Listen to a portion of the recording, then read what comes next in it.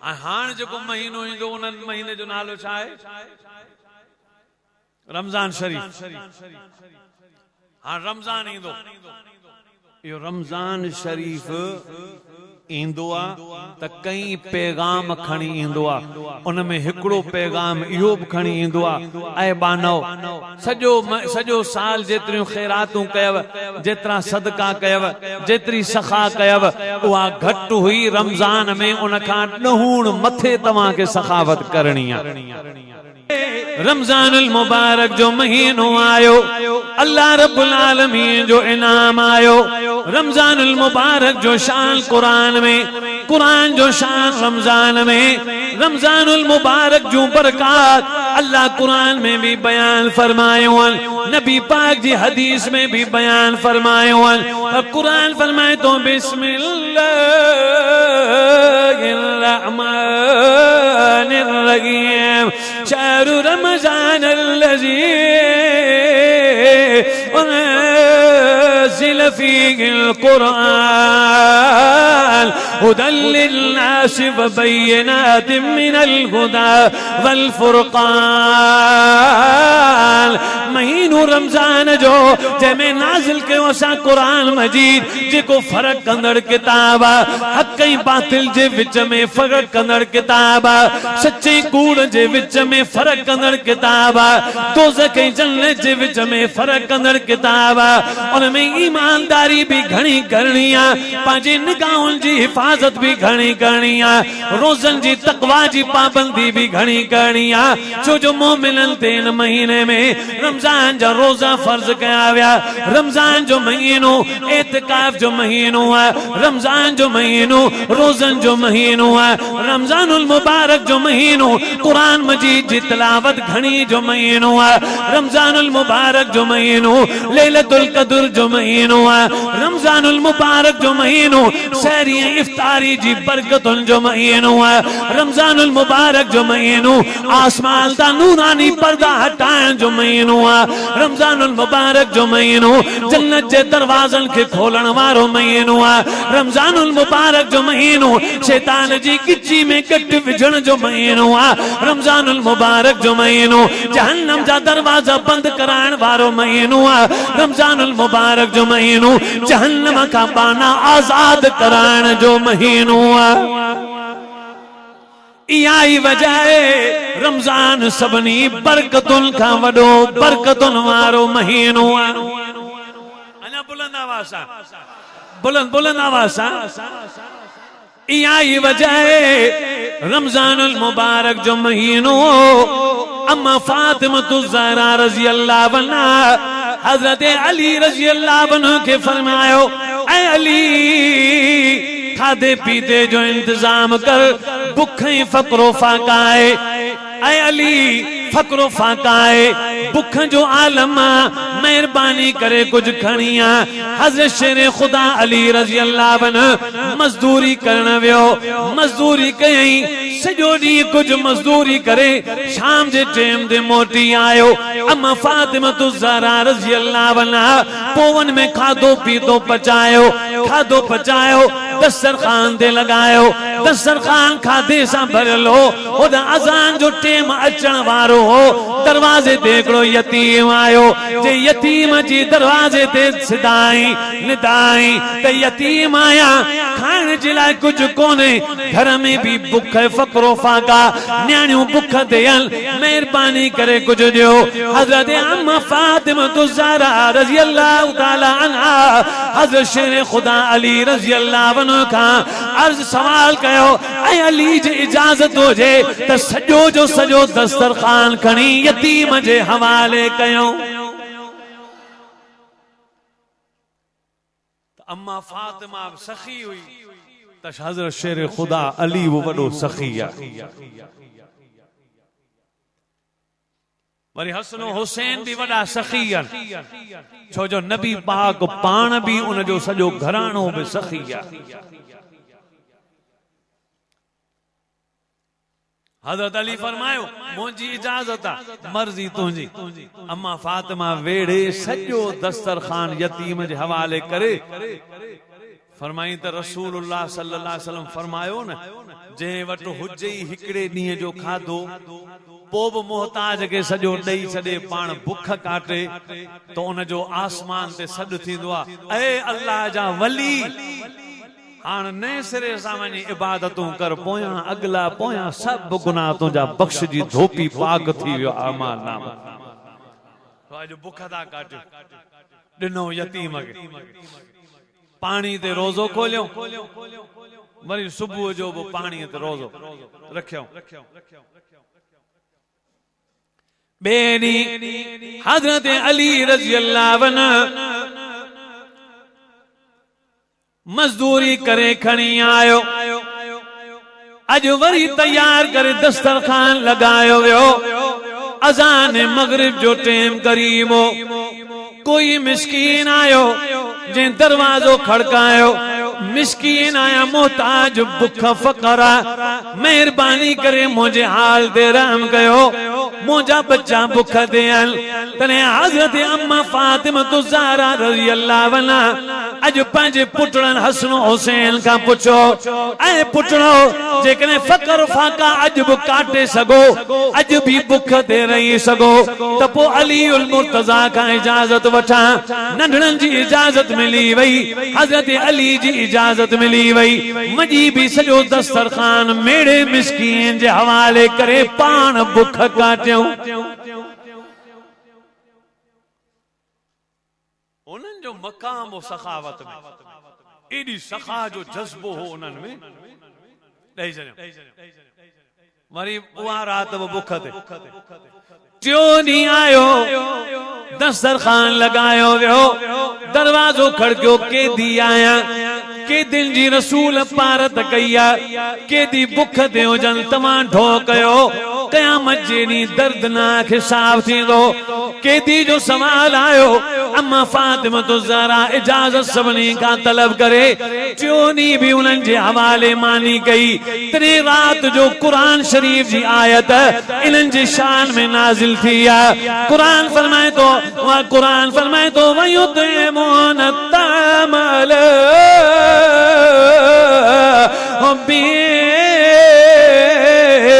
मिस्कीन व यतीम व असीरा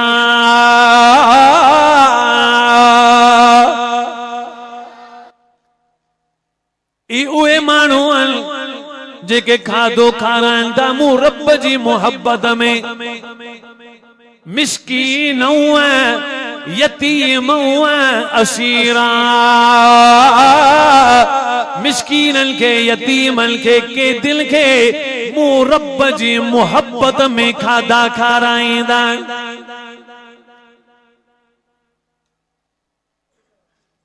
हुजे ढिग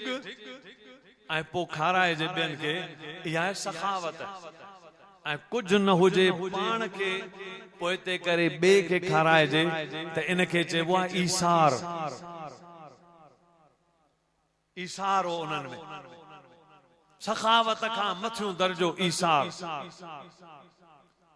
भाई ॿ ॼणा वेठा आहियूं न मां भी वेठो आहियां तूं भी वेठो आहीं तो चांहि घुराई पाण पीतई मूंखे प्यारी इहा सखावत पर होई कोप हिकड़ो तो कोन पीती रुगो मुखे प्यारी इहा ईसार साहबन में सखावत सां गॾु ईसार जो वॾो जज्बो हो अब्दुल्ला बिन जाफर रज़ी अल्लाह अन्हु नबी जो सहाबी वॾो मालदार ओ निकतो के कम सां सफर हो विचां बाग नहीं बने वॾो सफर हो रोड कोन हिकड़े बाग यहूदी जो बाग आयो उते अची इन कुंड में वेही साई पटी पानी जो होदो उन जे बरसां वेही रहियो सामू ॾिठई त हिकड़ो हबशी गुलाम शिदी खट ते वेठो सोन पंहिंजे मानी जेका घरां खणी आयो हाणे मानी खोली खाइण लाइ जीअं मानी खोली त हिकड़ो कुत्तो डोड़ंदो आयो खट जे बरसां वेही निहारे पुछ लोॾियई त हिन ॾिठो त कुत्ते खे बुख हिन पंहिंजी मानीअ मां हिकड़ी कढी कुत्ते खे उछलाए ॾिनी पो माठ करे वेठो कुत्ते खाई छॾी वरी ॿी मानी कढी उहा बि उछलाए ॾिनई टी मानी कढी उहा बि उछलाए ॾिनई जॾहिं टई खाई वियो चौथी मानी कढी उछलाए छॾी मानियूं ख़तम थियूं पोइ वरी हिन ॿोड़ जो रुगो वटी हुई सा पी छॾी अब्दुल्ला बिन जाफर आयो उनखे चई त केरु आहीं चई हबशी आहियां ग़ुलाम आहियां नौकर बानू आहियां चई पोइ मानी तो कोन खाधी तोखे बुख कोन हुई चई बुख मूंखे ॾाढी हुई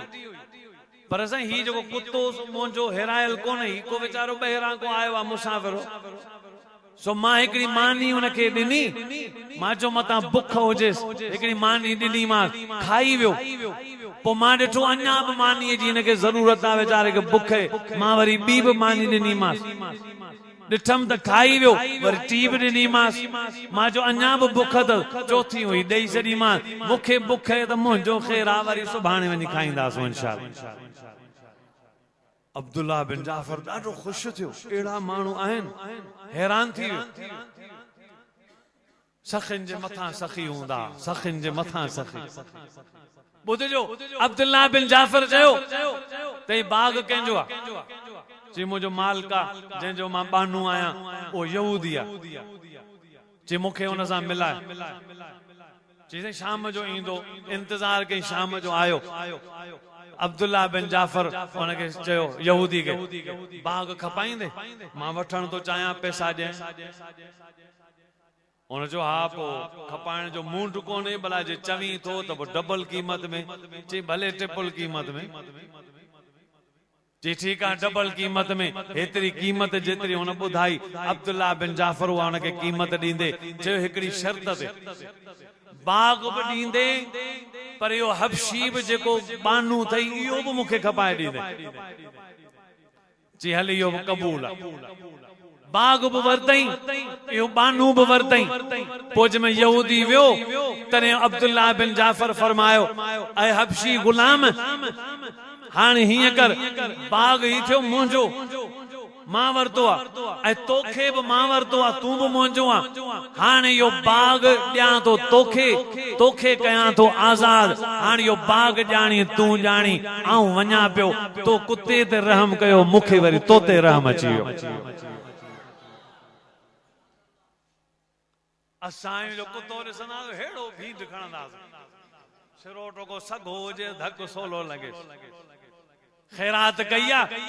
चांवर अवा खाओ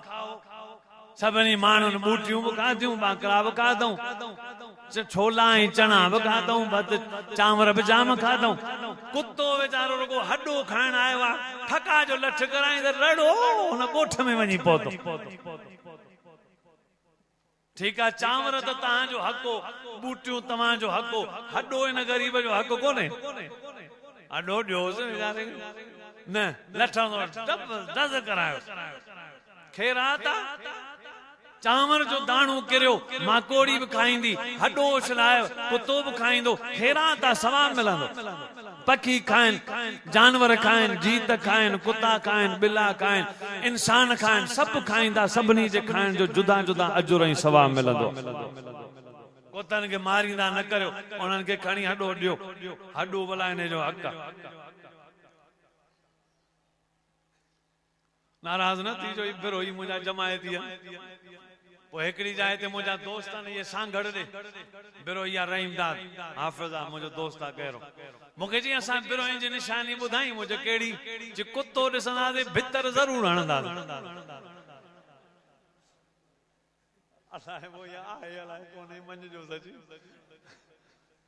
अल्लाहु अकबर इरहमू मन फिस समावाति इरहमू मन फिल अर्ज़े ऐ बानो जेको ज़मीन वारनि ते रहम कंदो आहे आसमान वारो रब वरी उन बाने जे मथां रहम फरमाईंदो आहे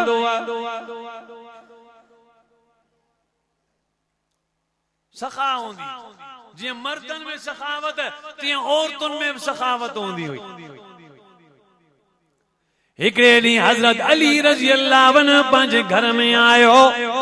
अम्मा फातिमा ज़हरा रज़ी अल्लाह अन्हा जी तबीयत ख़राब हुई फरमाई ऐ अली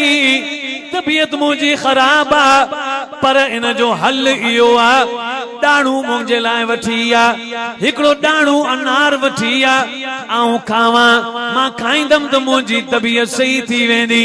हज़रत अली रज़ी अल्लाह अन्हु अर्ज़ कयो फातिमा डाणू त मां तुंहिंजे लाइ वठी अचां पर खीसे में पैसो कोन्हे पर वठी तूं अचां उधारो वठी बि पैसो तुंहिंजे लाइ ज़रूर डाणू वठी ईंदुसि हज़रत शेर ख़ुदा अली रज़ी अल्लाह अन्हु घरां निकितो बाज़ार में पहुतो हिकिड़ो दोस्त दुकानदार मिलियो उनखां हिकु दिरहम उधारो वरितई अची हिकिड़ो डाणू वरितई सुठो भलो मिठो वॾो डाणू वठी आयो पे रस्ते में त हिकिड़ो फ़कीर बीमार पियो हज़रत अली पुछा कैसे फ़कीर छा ॻाल्हि आहे जो तूं ईअं किरियो पियो आहे उन फ़कीर जवाब में चयो अली मुंहिंजी तबीयत ख़राब आहे हज़रत अली फरमायो उनजो इलाज छा आहे चई उनजो इलाज हिकिड़ो डाणू आहे जे मिली वञे तबीयत दुरुस्त थी वेंदी फौरन हज़रत अलीउल मुर्तज़ा रज़ी अल्लाह अन्हु पंहिंजे खीसे मां डाणू कढी उनजे हवाले कयो थोरी देर उन सां गॾु वेठो हुन अनार खाधो डाणू खाधई खाइण खां पोइ हुन चयो अली अल्लाह तोखे गंज ॾींदो अल्लाह तोखे बरकतुनि सां माला माल कंदो मुंहिंजी तबीयत सही थी चुकी आहे हज़रत अली वापसि वञी पंहिंजे घर पहुतो घर जे दरवाजे ते अंदर दाख़िल थी अम्मा फातिमा तो ज़हरा रज़ी अल्लाह अन्हा के फरमाए ऐ फातिमा बस कम हिकिड़ो ॿियो थी वियो शर्मिंदा आहियां तुंहिंजे अॻियां तो जेको कम चयो सो थी न सघियो डाणू त वठी आयमि पर हिकिड़ो फ़कीर सवाली मिलियो अल्लाह जो नालो जो ॾिनई अल्लाह जे नाले खे मोटाइण मुंहिंजी दिलि इजाज़त न ॾिनी बसि हुनखे डाणू ॾिनमि हुनजी तबीयत बि सही थी वई ओॾी महिल उहा अमर फातिमा तो ज़हरा रज़ी अल्लाह अन्हा कहिड़ो जवाब ॾिनो फरमाए थी ए अली शर्मिंदा थियण जी का बि ज़रूरत कान्हे ख़ुदा जी ज़ात जो कसम आहे जंहिं टेम ते जंहिं महिल तो हुन फ़कीर खे अनार ॾिनो ऐं ओॾी महिल मुंहिंजी दिलि डाणू खाइण खां भरिजी वई जेॾी महिल हुन खाई बस कयो हुनजी तबीयत सही थी वई त ख़ुदा जो कसम मुंहिंजी बि तबीयत ओॾी महिल दुरुस्त थी चुकी आहे का बि शर्मिंदा थियण जी ज़रूरत कान्हे जेॾी महिल हुनखे तो ॾिनो डाणू मुंहिंजो कुदरती दिलि डाणू खां भरिजी वई जेॾी महिल हुन खाधो हुनजी तबीयत सही थी वई न मुंहिंजी वरी सफ़ा तबीयत सही थी वई ओ न्याणियूं ओ मुसलमान मायरियूं भेनरूं अम्मा फातिमा तो ज़हरा रज़ी अल्लाह अन्हा जो तरीक़ो ही आहे मुड़स ऐं मर्द घर में ईंदो उन्हनि खे तसल्ली औरतूं ॾींदियूं हुयूं उन्हनि जी दिलि औरतूं बहलाईंदियूं हुयूं रब औरत खे पैदाई मर्द जी दिलि खटाइण लाइ कयो आहे तव्हां खां केर बि पुछे औरत छो पैदा कई वई तुंहिंजो जवाब हिकिड़ो अथव औरत खे रब पैदाई कयो आहे मर्द जी दिलि ख़ुशि करण जे लाइ विंदराइण जे लाइ घर में अचजे त मायूं भेनरूं उन्हनि खे अर्ज़ आहे मर्द घर में अचे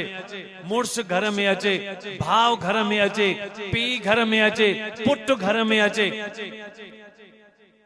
त खिली मुस्कुराए पाणी ॾेई उनखे ईअं ख़ुशि करियो जो हुन जूं थकावटूं सभु तव्हांखे ॾिसी ख़तम थी वञनि असां वटि मेड इन पाकिस्तान ईअं कोन्हे तव्हांखे भला सामान चयूं वठी आया आहिनि बेरिया रोड खां तो वरी रस्ते में कंहिं ग़रीब खे ॾेई छॾियो घर आए पुछा कनि भला ॾेई ख़बर सामान वठी आए हा वठी आयुसि पर हिकिड़ो वीचारो ग़रीब मिसकीन हो ॾेई आयुसि पोइ वरी मज़ो ॾिसजां घर में वरी कहिड़ी अची लॻी अथई हाणे किथे खरियो आहे ख़ुदा जो ख़ौफ़ करियो ही फितने जो ज़मानो अथव ईमान बचाइण ॾाढो ॾुखियो अथव ये सफ़ा फितने जो ज़मानो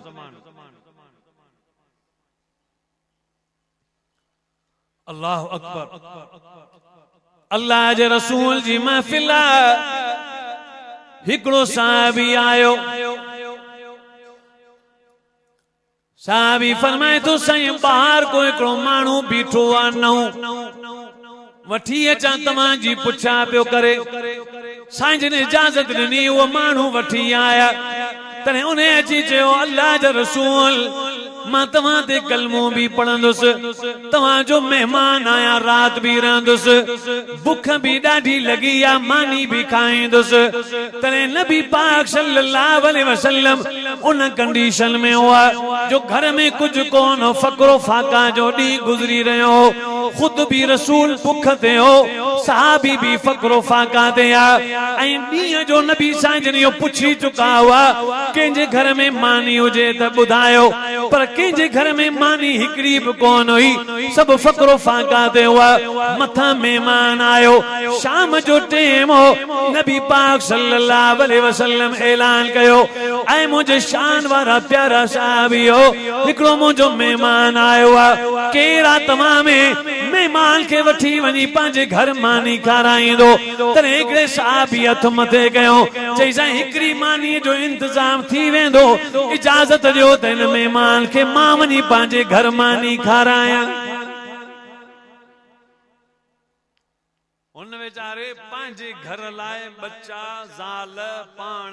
मानी हिकड़ी सो असां सिंधियुनि वारी न ॾड़ी मानी इने ते मिड़ी गुज़ारो करणो मथा जो मेहमान नबी साईं जन हुकुम कयो जंहिं मां तो वठी अञा मेहमान ही वठी आयो घर ज़ाल लगे चई हेॾा विहारियांस तो जुदा मेहमान के प्राण हीअं कजां मानी केतरी थींदी मानी हिकड़ी थींदी पर नंढियूं त वध ॿ चई इहे ॿई मानियूं मेहमान जे अॻियां रखजां बोड़ को किथां हथ कयूं उहो मेहमान जे अॻियां रखजां पोइ ॾीओ विसाए छॾजां पोइ मां ठला चाॿा ॾींदुसि हू सम्झंदो खाए पियो मेहमान खाई ढो करे मानी जे में रखियऊं बोड़ रखियऊं उन जी ज़ाल अची थोरो उनखे चई ॾीए खे सही थी कयां ईअं करे उहो विसाए छॾी साहबी हुन जे अॻियां हिकिड़ो गिरो पटियो पर जॾहिं ॾीओ विसाई त वरी उहो मानीअ जो गिरो रखी छॾी पाण वात जा ख़ाली चाॿा पियो ॾे ऐं मेहमान ओ पेट भरे सुठे नमूने सां मानी खाई ढो कयो सुबुह थियो त नबी साईं जन साहबी खे सॾु कराए फरमायो युसिरून अला अनफुसहिम वलौ कान बिहिम खसास क़ुरान जी आयत तुंहिंजे शान में नाज़िल थी आहे लक़द अजब अल्लाहु मिन सनइकुम इला ज़ैफिकुम अल्लाह ॾाढो अजब में अची वियो आहे ताजुब में अची वियो आहे जे इन अमल ते रब राज़ी थी आसमान ता तोड़े सलाम मोकलिया एड़ी सखा होंदी हींअर सखा किथे आ असां खे पैदा करणी पवंदी सखा सां ताल्लुक रखणो पवंदो ज़कात जे महीने में घणे घणे हिसाब सां जीअं रकातूं ॻणींदा आहियूं जे काबे जे तवाफ़ जा चकर ॻणींदा आहियूं जे तस्बीह जा मोती ॻणींदा आहियूं तीअं ज़कात बि फर्ज़ आहे फर्ज़ इबादत ॻणबी आहे नफ़ली इबादत भले न ॻणियो हिकिड़ी देग जो नफ़ली आहे न 20 लाए छॾियो 20 छो भले 200 लाए छॾियो उते ॻणप न करियो छा आहे त जेॾीमहिल तव्हां फर्ज़ था अदा करियो त ज़कात घणे घणे तव्हां पेश करियो ताकि तव्हांजे माल में रब बरकत बेतहाशा नाज़िल करे तव्हांजे माल जी सॼो साल हिफ़ाज़त करे छॾे इंशाअल्लाह ज़कात भी अदा कंदासीं माल मां ज़कात भी ॾियूं ख़ैरात भी खूब करियो अल्लाह ॾींदो आहे जने को सखी सखावत कंदो आहे ख़ैरात कंदो आहे त आसमान ते हिकिड़ो पुकारण वारो चवंदो आहे रब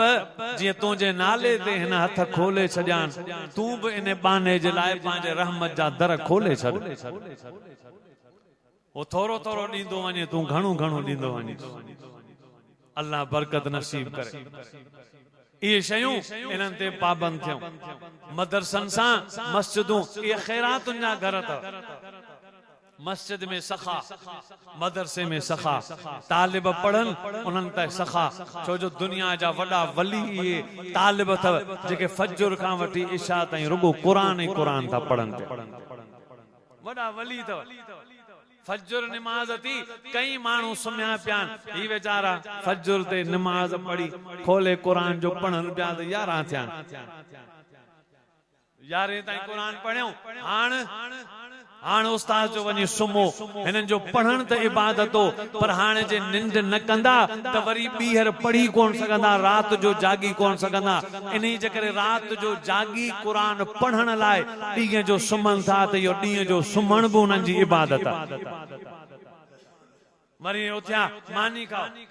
के त मानी खाए पोइ सुम्हंदा आहिनि के उथी ज़ोर ते मानी खाईंदा आहिनि वरी मानी खाओ मानी खाई छा कंदा धाड़ा हणंदा चोरियूं कंदा मानी खाई क़ुरान पढ़ंदा हाणे क़ुरान पढ़ण लाइ ताक़त बि खपे खाधो पीतो खाधल हूंदो त क़ुरान पढ़ी सघंदासीं यको माना इहो खाधो बि खाइनि था क़ुरान जे करे त हिननि जो खाइण बि इबादत आहे पीअण बि इबादत आहे वरी ज़ोहर खां वठी जो पढ़ण शुरू कयूं असर नमाज ताईं हाणे असर नमाज खां पोइ हदीस में आहे त इहो जेको माहौल आहे असर खां मगरिब इन में जेकॾहिं घुमबो फिरबो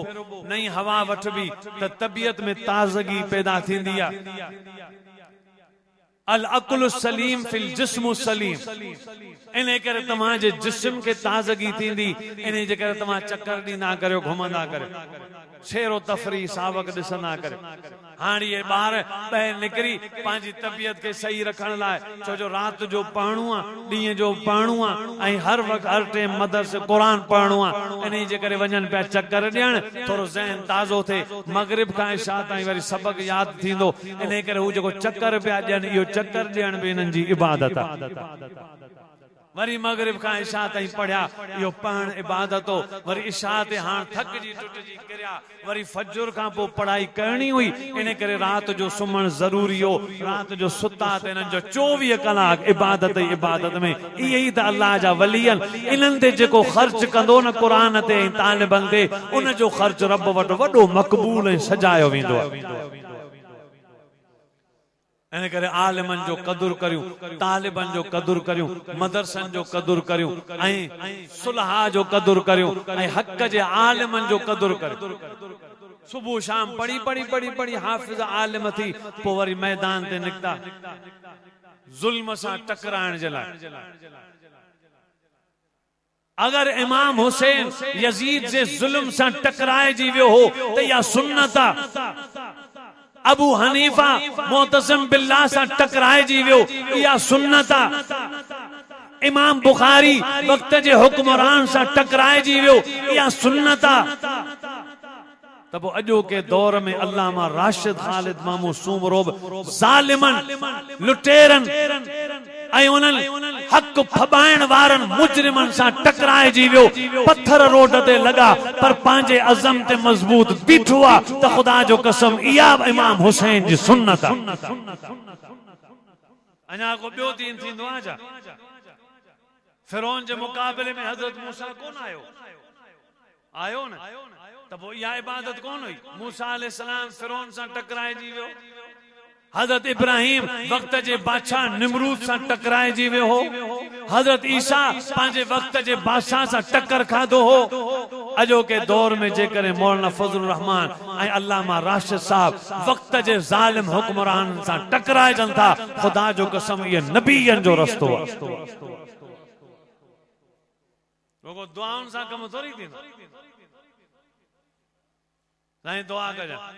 फलस्तीन ते ज़ुल्म पियो थे तू दुआउनि में लॻो पियो भाई दुआ कजां